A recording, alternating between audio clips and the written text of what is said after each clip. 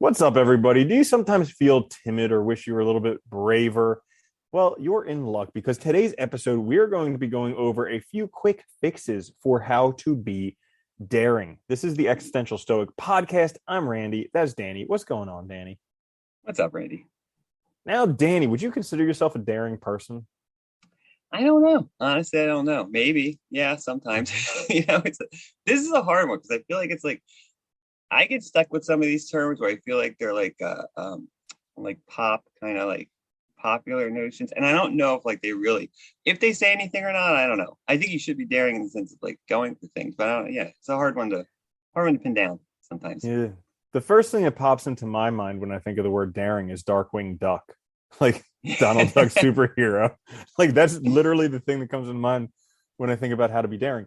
But I think there Yeah. is some benefit to being daring for pretty much everybody, as long as you don't go so far as to being brash or foolhardy, something like that. So clearly, it's like any virtue. You need to find the golden mean between excess and deficiency. Well, that's the way to look at it, right? It's like finding that point where you're taking chances, doing what you want, but not going so far that you're causing problems.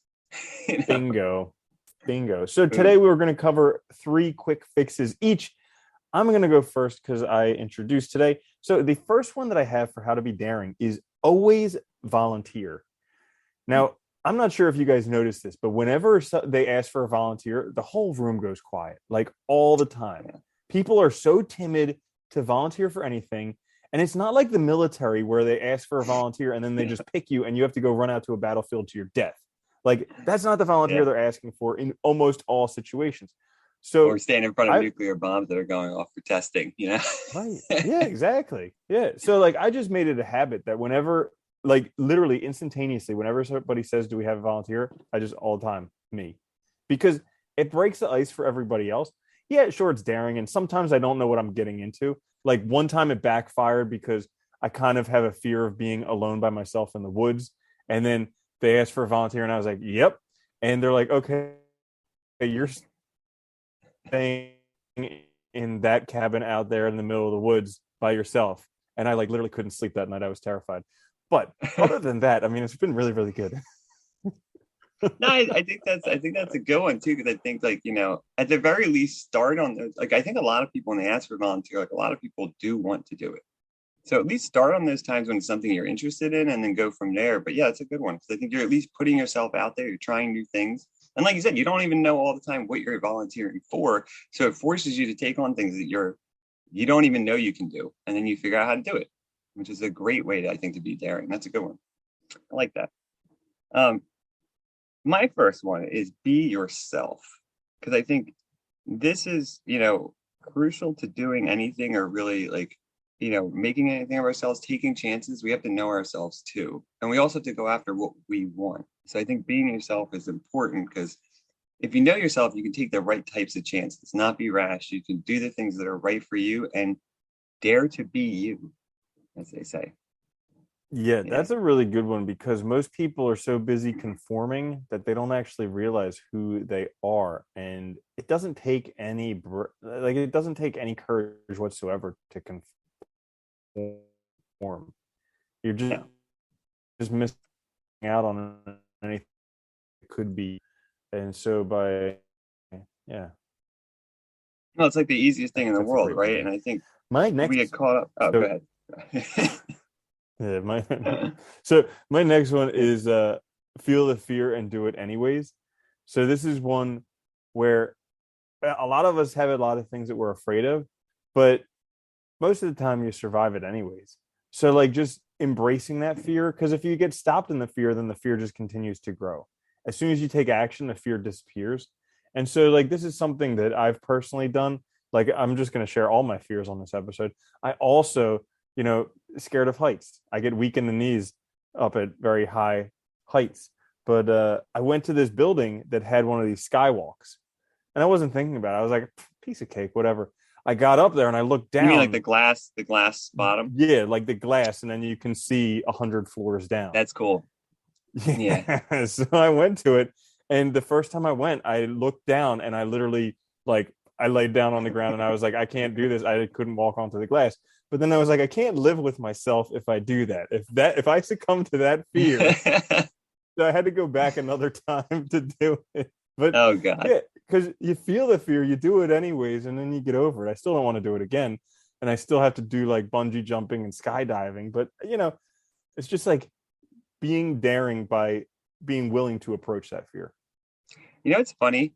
The heights that bother me are the middle heights. If it's really high, it doesn't bother me at all because I just figure I'll black out or I'll die on impact. It's the ones where like you would get maimed. Those are Yeah. the ones that actually terrify me. So like 10 feet, 20 feet off the ground. floor 2 and 6. Yeah. Yeah. I mean, I actually Yeah. like really high heights. I think they're great. That's a good one though. I like that because I think it's no, I think you're pushing yourself there too to do that. And I think that's important. You're kind of pushing yourself into your limits, which is helpful. My next one is be proactive. Don't wait. I think, a lot of times, like even like you were saying, like facing our fears and doing what we're afraid of, a lot of times to get over that hump, it's just taking action. It's not waiting. It's not prolonging because the more you prolong it, the more your imagination runs, the more you start to become fearful, you become impotent, you don't act. So I think sometimes, to be daring, you just have to act. You just have to do something. And once you do it, you realize you can do it and you kind of muddle your way through like we all do. Yeah. So my last one, initially I had one very similar to Danny's first one, which was Oh, listen to your heart, but I actually changed it. I still I think that's a think good one. listening to your heart is important because, it takes some courage to do that. But I actually changed it to make a habit of it. So, because here's the thing, like once you make it habitual, it it may still be something very daring, but it doesn't seem like it requires that much energy. And so Yeah. like doing something that people might consider daring, like introducing yourself to other people. Just whenever you get the opportunity, somebody new, just introduce yourself. Say, hi, I'm Randall, or whatever it is. Or whenever you're in an elevator with somebody, just strike up a conversation. Start doing these little daring things, and then they start to build on each other. You make a habit of it, and then when it comes time to do something really daring, you already have the muscle built. I like that one. That goes really nice with my last one too, which is go beyond your limits. And I think you're right. If you habituate that stuff, you'll keep doing it. And it gets like, and I think most of the time, and going beyond your limits, like a lot of time we perceive limits and we think it's scary to go beyond them. We think that's our max, our ceiling. But I think the more you push yourself beyond it, the more you realize you don't really have any. And if you habituate it, you break down that fear, that barrier that's standing between you and getting it done. And I think that's a really good one too. Yeah. Yeah, that's a great point. You have to go beyond your limits to find out what they are. Because most of us Yeah. think our limits are here, but really they're way beyond there. Yeah. So that's a great one to end it on. How to be daring, 6 quick fixes for all of you. Thank you so much for listening. If you haven't, like, subscribe, share with friends and family. You can check us out on the podcasting services, also on YouTube. This is the Existential Stoic Podcast. I'm Randy. That's Danny. I'll see you later, Danny. Hey, Randy.